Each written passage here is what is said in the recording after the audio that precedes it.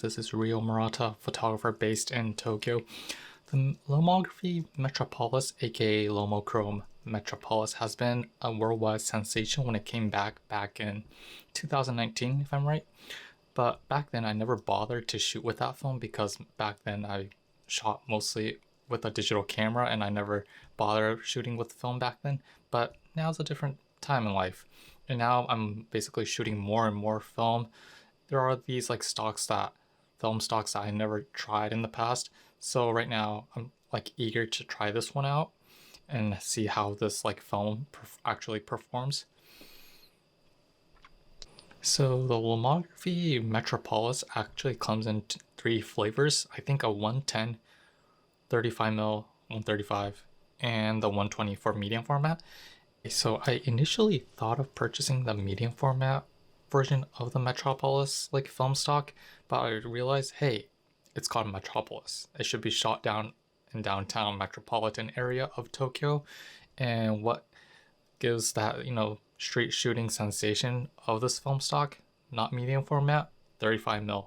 So I grabbed my Nikon F3 along with the 50mm 1.8 AIS lens, and the holy grail of the 50mm, not the 1.4, the 1.8 is what I love. It's the pancake version of this lens that I love, and just headed downtown to Tokyo Station to see if there was anything interesting along the way. Ever since I was a little boy, Tokyo Station was a trauma for me because it was filled with chaos, so many people walking around, going to work, and I just didn't want to see people there. Okay, one thing to note about this film stock is that there is no specific ISO to shoot at, so you can basically choose between 100, 200, and 400. The main difference is that it's basically the same principles of shooting with other color negative films. If you overexpose one stop at ISO 200, you'll get some kind of like rather overblown shot, and if you rate it at 100, you're gonna get 2 stops of overexposure, meaning that you will get a fully overexposed shot. And along with that, because this film stock is called Metropolis, that you won't get that much of a contrast in your images. And in my case, I just wanted to see how much punchiness, how much like contrast I could get from my images. So I rated at ISO 400 and went out to shoot. So this is actually where the journey starts, at Tokyo Station with my Nikon F3 Metropolis film stock 435mm in Tokyo, Japan. Let's get going.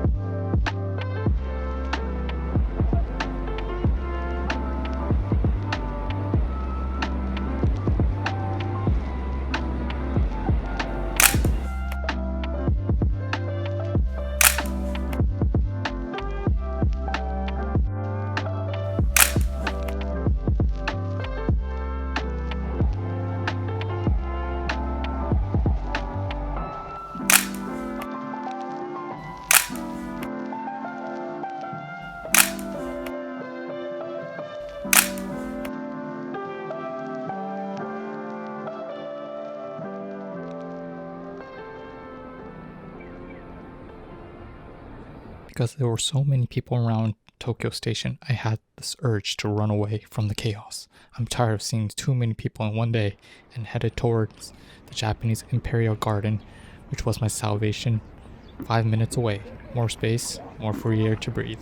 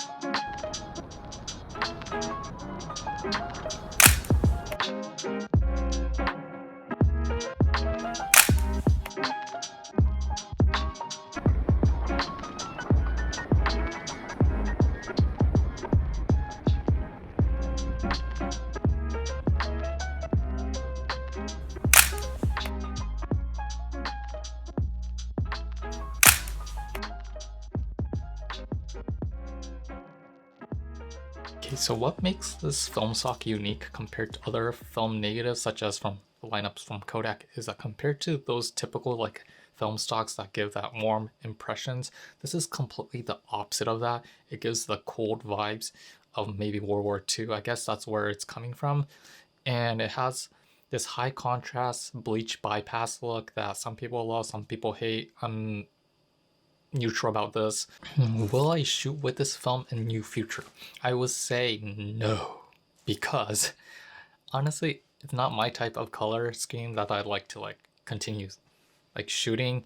And this tonality, like there's this time in life that if you keep shooting at these what we call like images that have this sort of negative like imagery, or I don't know what how you explain it, but negative cold tones, I mean your mindset's gonna get messed up in your future. So like I said, like if you never shot with this film stock, it might be great just buying just one film to test it out to see if you love it or if you hate it.